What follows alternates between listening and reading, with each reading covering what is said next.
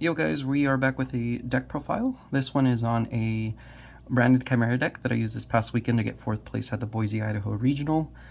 It was a relatively small regional, but it was still a top 4 finish, 4th place, so I think it's worth showcasing still. It's going to be pretty in-depth, just a heads up, because I want to break down every card. I know that for the most part, a lot of the people that have picked up this deck know what the main engine does, but I kind of want to break down the non-engine and some of the text that I played, and just give reason as to why I think that they're good options. But yeah, we got this cool deck box and then the playmat that's in the background. I'm going to jump into it just because I have a feeling it is going to be a pretty long profile, so we'll try and just get this going. But this is Cornfield. Engine searches and can negate and destroy a card that targets a card you control while you control Chimera, the flying mythical beast. 3 Mirror Sword Knight, which can contribute itself as a quick effect to special, usually the Baphomet. But this is a quick play, so you can like dodge imperms. Most people aren't going to do it by now, but you can imperm or Veiler dodge with this, distributing itself as cost. You play 3 Gazelle, which on normal or special will get you one of these two, your Fusion or your Baphomet. And then when it uses Fusion material, it can grab one of V6. It grabs an illusion from the deck to the hand. This is super standard, like ratios to Baphomet, and then the 3 Chimera Fusions. Not once per turn. During the main phase, quick effect, you can Fusion, as long as you use a Beast or a Fiend. I had 2 or 3 of my opponents not know that it was not a once per turn, and they were just like, damn, that's really unfair. And yeah, it really is. It's a crazy card. That's it. It's 14 cards for the Chimera package. Then we have the 3 Branded Fusions. This will either bridge you into your like illusion Chimera plays, or you will be making Dragoon with it, because I'm just going to throw all these cards out here and kind of explain. I think you have to main deck cross out for the Ash, but when you drop a Branded Fusion, they are always going to Ash this, they as in your opponent. There's just no way for them to telegraph that you're on Illusion, although, like the Chimera stuff, although it is a lot more popular because of the results that have been coming up, you still have to Ash this. I think that is still correct. So just being able to say no to that, to the Ash, if you already have your Chimera engine in hand, you're able to make a Dragoon, which then you can safely commit your Chimera place for if they happen to also open a Droll or Imperm. You can negate it with a Dragoon, and Dragoon is just an absolute house. Can help you close out games super quick. You can just kill them the next turn. I summoned Dragoon 3 or 4 times and won those games. Not exaggerating, I used crossout on 6 Ashes this weekend and 1 Droll. I definitely would not have finished top 4 if I did not see this card or play this card. I think it's absolutely crucial if you're going to play a very small engine, because my engine is only 19 cards. So you have to guarantee that it resolves or you're kind of screwed. And to kind of help with that, we played these 3 to also help us play past hand traps. 6 cards basically that will let you continue your plays safely. This came up, each of its effects came up, the draw 2, rip 1, or take 1. I think I saw this once, but it didn't matter. I had already won and they didn't open hand traps, but I think you still need this because this card is freaking crazy.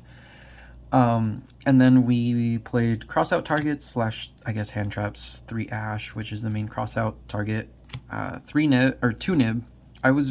This was last second, like 1 or 2 in the morning, testing with my buddies. I decided to respect the Unchained matchup because it is literally your worst matchup, because you can't, like, if you pop stuff,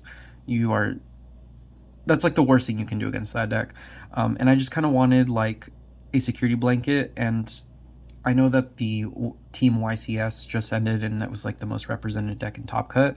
So moving forward, post ban list, or even just like before the ban list, there's an argument to maybe play 3 of these. Probably expecting a lot of Unchained decks to start popping up. I dropped Nib once, but it didn't feel good. It was more like a crossout / safety blanket against the Unchained deck, so I think it was fine. and then 2 droll, just because there's some decks that you just say no and they can't play, and then crossing it out, which did come up once, like I said. Probably opened this like once or twice, and it was all right. And then 2 imperms. I wasn't fully sold on even bothering as using this as like a crossout target or maining it. It is such a really strong card. I'm not trying to discredit that in any sort of way. It's just more or less like wanting just monsters for your Guardian Chimera. And like drawing this off a Guardian Chimera just feels bad because it doesn't do anything for, what is that, like 2 turns. But yeah, I never crossed it out. I think I opened it once and it was like okay.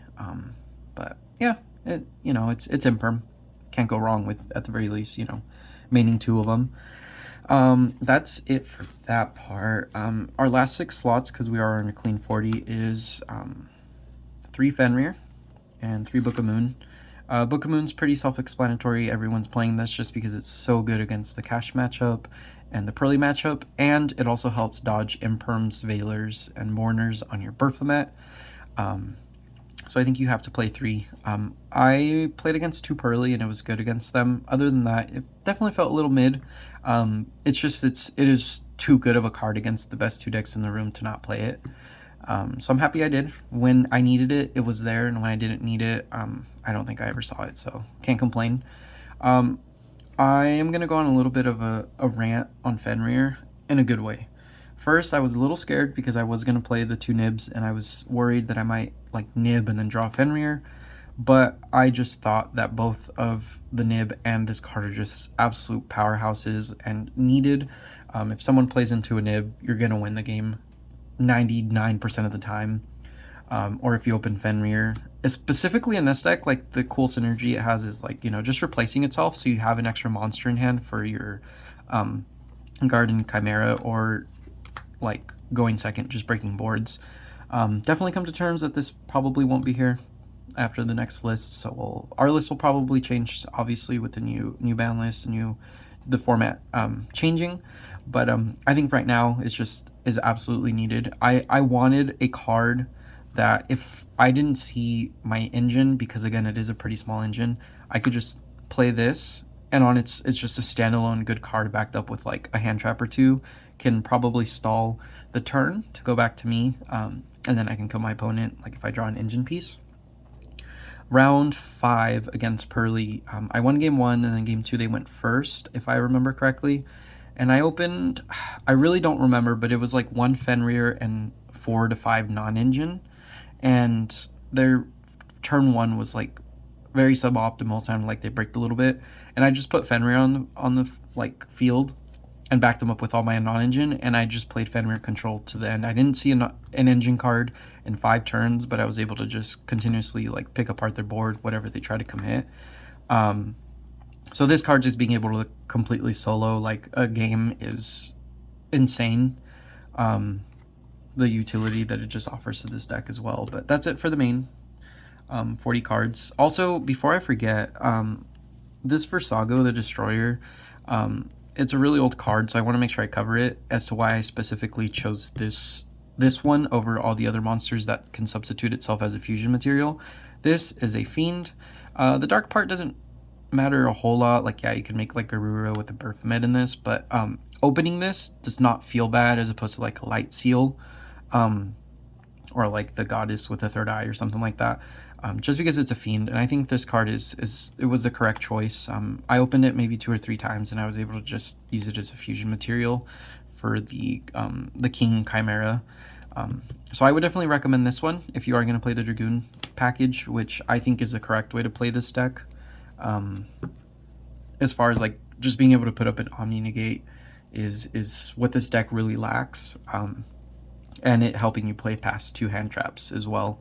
But yeah, just that's it for the main deck. The extra, we have 2 of this guy. The main guy you go into. I had 3 opponents scoop game 1 when I would go full combo. I'd cross out their Ash, dump everything on the board, and then I'd go end phase, try to resolve this, and they would concede because they didn't want to give me any knowledge. So siding was very difficult all day. It never felt proper when I was siding because I just didn't know what my opponent was on. But yeah, that's definitely something to anticipate. If you go full combo, your opponent will probably just concede game one.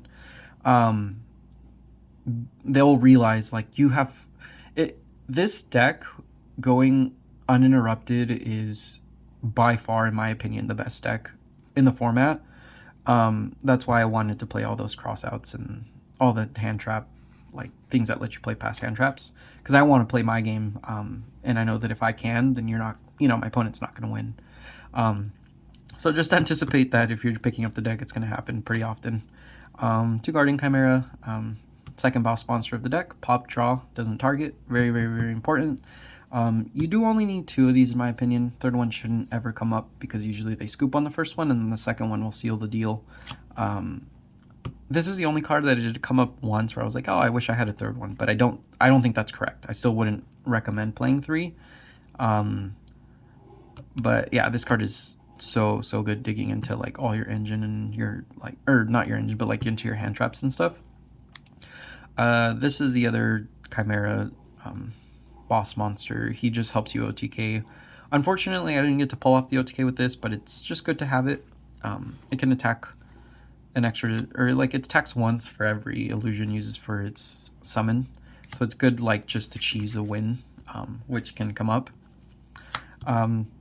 Next is Rinbrum, which most of you know by now bridges you to your illusion combo if you don't open any of your illusion stuff. So you absolutely have to play this. This is like probably the most summoned card off of Branded Fusion, and then the second one is the Lubellion, so that I can play my Dragoon. I like I said earlier, I think you have to play this card. It's just helps you just not have to grind, because this deck can go through its entire like engine by turn 2. So just being able to keep a Dragoon on the field to control the game from there is very important, and keeping up an Omni Negate. You do have to discard for this, but if this resolves, and even then, like they probably wasted like a hand trap or 2 stopping just this, and then you're free to play with your Chimera stuff. So yeah, I think this is very important. Next is the Mirror Jade, and this to send off the Mirror Jade. I didn't want to play these 2 cards, and I only made Mirror Jade once, and I lost that game against Pearly. Not the match, it was like game 2 or something like that. So it just doesn't, it's like the third option, really. Like you always want to make this, and if not this, I don't know. There's like sometimes like you could argue like where you go like Rinbrum and it goes to the grave and then you revive your Albas to make the Mirror Jade. So it's like fine to have it, but yeah, it just felt really underwhelming. That's it for the branded package. I basically try to break it down to like 5 Chimera cards, 5 branded cards, and then 5 flex spots, which are like your 3 super poly targets. These are pretty self-explanatory. And then your Magnum the Reliever, really good card. I think you need to play it, as it's just such a good card. Being able to pop and draw, just keeping you in the game. And then I did play Zeus for talents, just being able to take my opponents like Arise Hard or Noir if it can be affected by cards. Yeah, it just was my tech of choice of the extra deck. Could really be honestly anything else. It didn't come up, but it was I think it's still a cool idea. And then for the side deck, again, I feel like the side deck isn't going to be like the greatest. I'm not going to offer like the greatest explanation on stuff, because siding was so rough with everyone scooping and just not really knowing what to side. I think these are still, for the most part, what you should, like an idea of what you should probably be siding.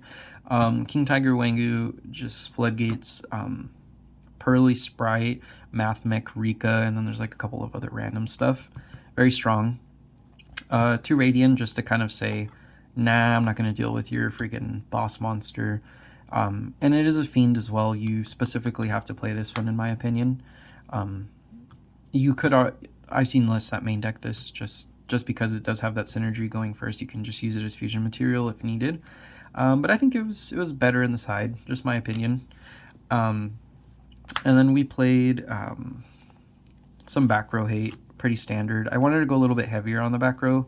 I hate because the deck can struggle if you can't make your Guardian Chimera to pop the floodgates or like problematic spells and traps, then it's just going to be a rough time. So I'd rather like snipe like a random floodgate that lets me get to my Guardian Chimera to then deal with the rest of the board.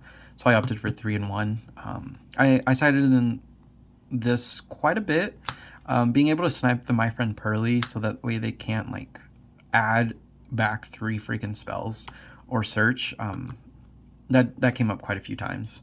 And then the 1 Duster, I didn't see it, but it's still good to have. We have 3 Super Polys. I didn't think that it was correct to main it, just because the best decks in the format don't really completely die to it. It's not a blowout. Like, this doesn't do anything against the Rise Pass. It doesn't do anything against Noir Pass. It doesn't do anything against Unchained, because usually it's like the Dark Link, and then or it's like they're not even the same type or attribute or anything like that. They're usual end boards with the XYZ, so it just didn't feel right. What I was telling my friend is I think that if you do main deck the Super Polys, you got to play the Radiant, because you can like against Kashtira, if they like make a Rise plus a other stuff, you can like give them this, and then Arise is a dark, and so is this, so you can go into like a Starving Venom or something. So I think if you're gonna main the super, you probably need these, because a lot of decks end on a dark plus something else, and this just makes it to where now your Super Poly is live. Just some food for thought if you do decide to go the Super Poly route. Even more back row slash board breaking hate is Evenly. Such a good card. Just nothing really puts up, like, if you think about it, none of the top 5 decks put up an Omni. Maybe D-Link, they put up like Borload Savage Dragon. I just didn't, I just, such a good card. I think it's better than any board breaker right now. And then 2D barriers, mainly for crossout, but like for Pearly, or like even if you're in like playing another fusion deck against another fusion deck, you can do your thing and then flip it, and then they can't play, they can't commit anything, and then you win. This card needs to go. It's not fun for anyone. It's got to go. But it was kind of funny because I sided it in going first a couple of times and I didn't see it. But when I would side it as a 1-of for the crossout target, I would either draw it as my 6th card. I think that happened once or twice. Or like off my Guardian Chimera draws, I would draw it into it and I'd just like pitch it for something random. But yeah, and it's fine. That's it for the deck. Again, it really performed a lot better than I anticipated. A lot of those like small tech choices just based off typing and stuff being very important, which a lot of people, like, I don't know, I just don't get the idea of playing the Light Seal. People like scared to discard a card, but for the Lubellion to summon anything. But your deck can gain advantage so much that like that single discard shouldn't ever really matter. Unless your hand is like super fragile, then you shouldn't even commit the Lubellion to begin with. But yeah, just let me know your thoughts. It was what did I play? 2 Pearlies, 2 Rescue Ace, Makonko, and drawing a blank here. For the most part, relatively meta decks. I dodged Unchained, which I felt very lucky about. Definitely going to change in the next few weeks with everyone picking up the deck. Just some shout outs to my friends from locals. They all know who they are. There's tons of them. There's like 11 of us from my locals that made that 5-hour drive to go compete. All their support. They're always super awesome and play testing, and just just being good teammates, and whenever you need them. So shout out to them. And yeah, I'll be back with another deck profile, hopefully post Seattle Regional in 5 weeks. We'll see how that goes. And hopefully we get a list from Konami. But thanks guys for watching. I appreciate it. Have a good one.